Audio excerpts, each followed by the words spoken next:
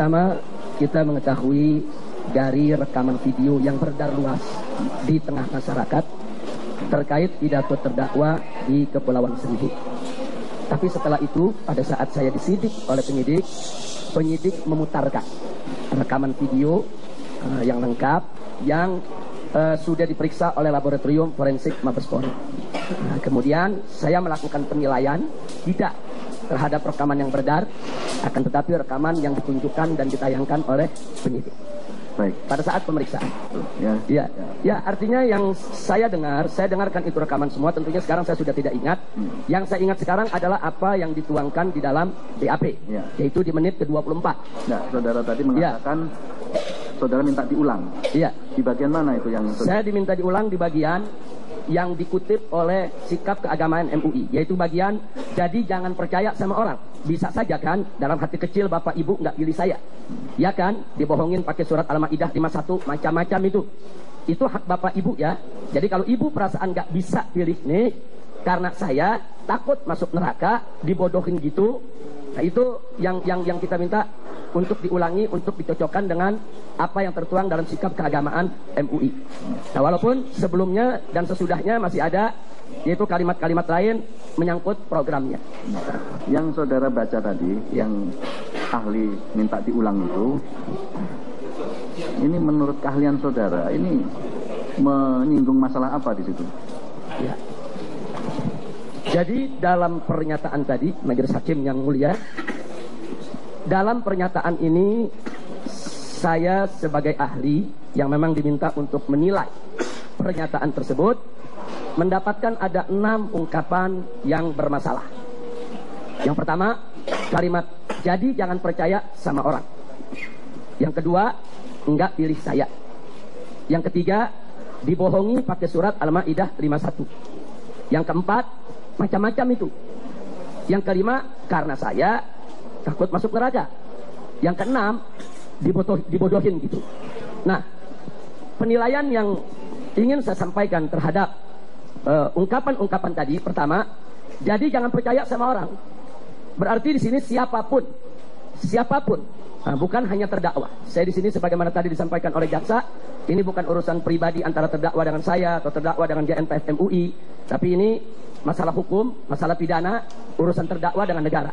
Yang ingin saya garis bawahi, ungkapan jadi jangan percaya sama orang yang disampaikan oleh terdakwa di hadapan masyarakat Kepulauan Seribu, maka saya ingin katakan siapapun yang mengatakan kalimat ini berarti telah mengajak masyarakat agar jangan percaya kepada siapapun juga yang menggunakan surat Al-Maidah ayat 51 untuk tidak memilih non-muslim sebagai pemimpin.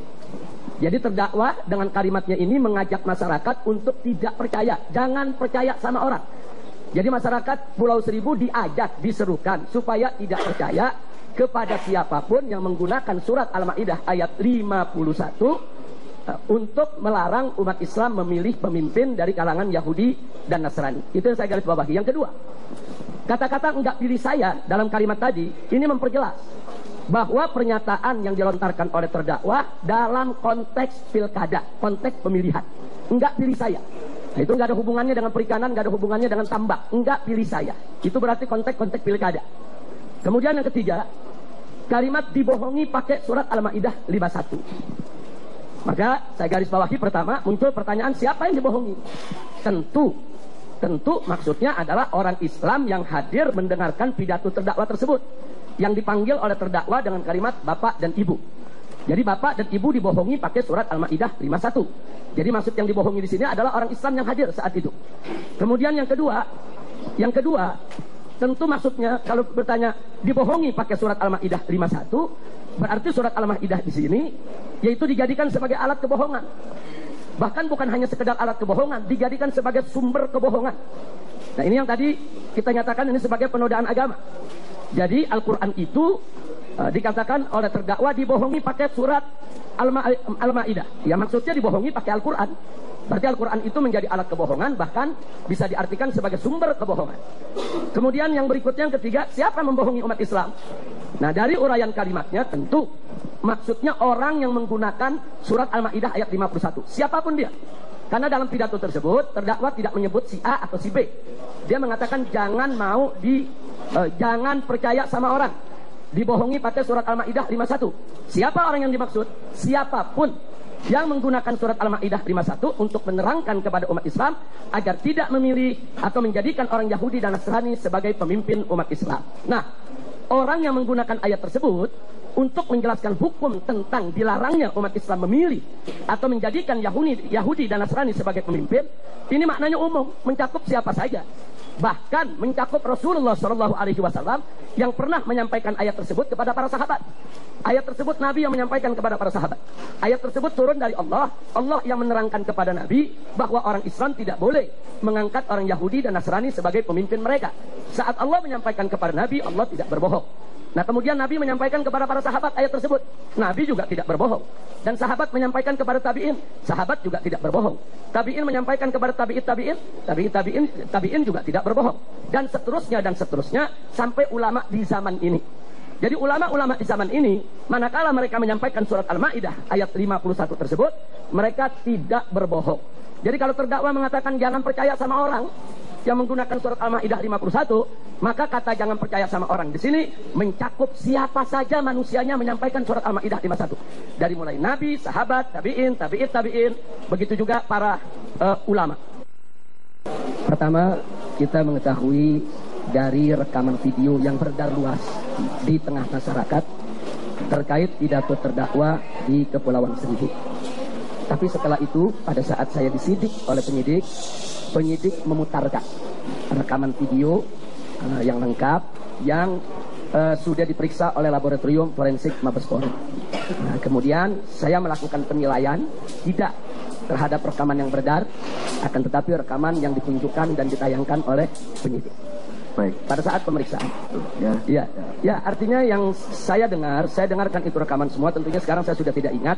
Yang saya ingat sekarang adalah apa yang dituangkan di dalam BAP, yaitu di menit ke-24. Nah, saudara tadi mengatakan saudara minta diulang. Iya. Di bagian mana itu yang saya diminta diulang? Di bagian yang dikutip oleh sikap keagamaan MUI, yaitu bagian jadi jangan percaya sama orang. Bisa saja kan dalam hati kecil Bapak Ibu nggak pilih saya, ya kan, dibohongin pakai surat Al-Maidah 51 macam-macam itu hak Bapak Ibu ya. Jadi kalau Ibu perasaan nggak bisa pilih nih karena saya takut masuk neraka dibodohin gitu, nah itu yang kita minta untuk diulangi, untuk dicocokkan dengan apa yang tertuang dalam sikap keagamaan MUI. Nah, walaupun sebelumnya dan sesudahnya masih ada, yaitu kalimat-kalimat lain menyangkut programnya. Yang saudara baca tadi, yang ahli minta diulang itu, ini menurut keahlian saudara, ini menyinggung masalah apa di situ? Ya. Jadi dalam pernyataan tadi, Majelis Hakim yang mulia, dalam pernyataan ini saya sebagai ahli yang memang diminta untuk menilai pernyataan tersebut mendapatkan ada 6 ungkapan yang bermasalah. Yang pertama, kalimat jadi jangan percaya sama orang. Yang kedua, enggak pilih saya.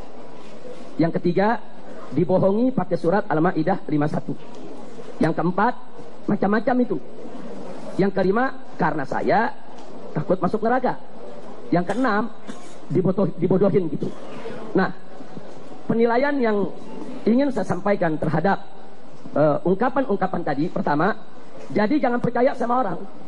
Berarti di sini siapapun, bukan hanya terdakwa. Saya di sini sebagaimana tadi disampaikan oleh jaksa, ini bukan urusan pribadi antara terdakwa dengan saya atau terdakwa dengan GNPF MUI, tapi ini masalah hukum, masalah pidana, urusan terdakwa dengan negara.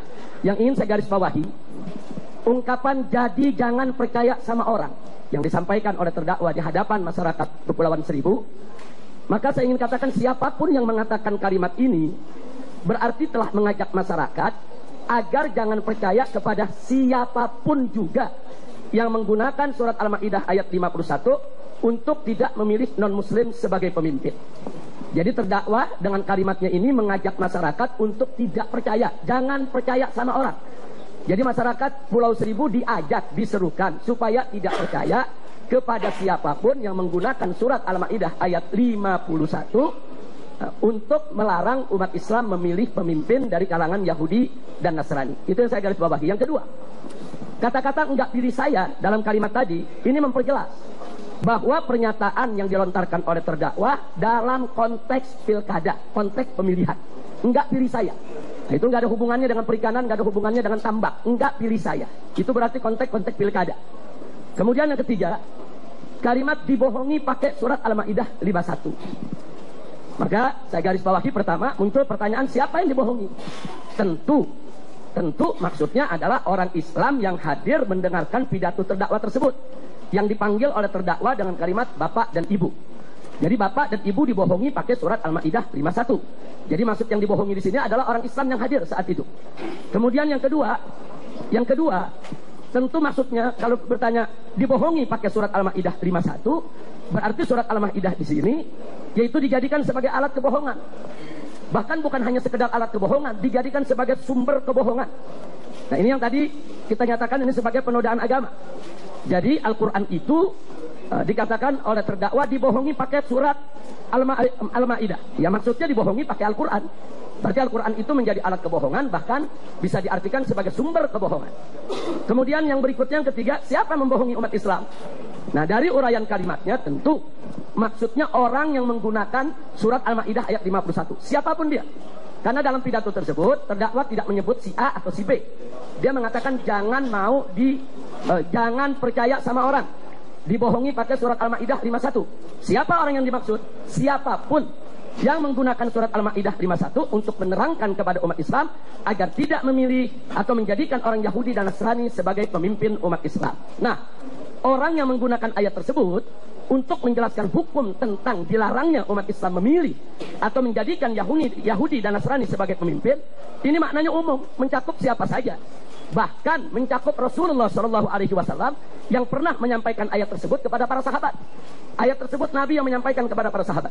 Ayat tersebut turun dari Allah. Allah yang menerangkan kepada Nabi bahwa orang Islam tidak boleh mengangkat orang Yahudi dan Nasrani sebagai pemimpin mereka. Saat Allah menyampaikan kepada Nabi, Allah tidak berbohong. Nah, kemudian Nabi menyampaikan kepada para sahabat ayat tersebut. Nabi juga tidak berbohong. Dan sahabat menyampaikan kepada tabi'in. Sahabat juga tidak berbohong. Tabi'in menyampaikan kepada tabi'in juga tidak berbohong. Dan seterusnya sampai ulama di zaman ini.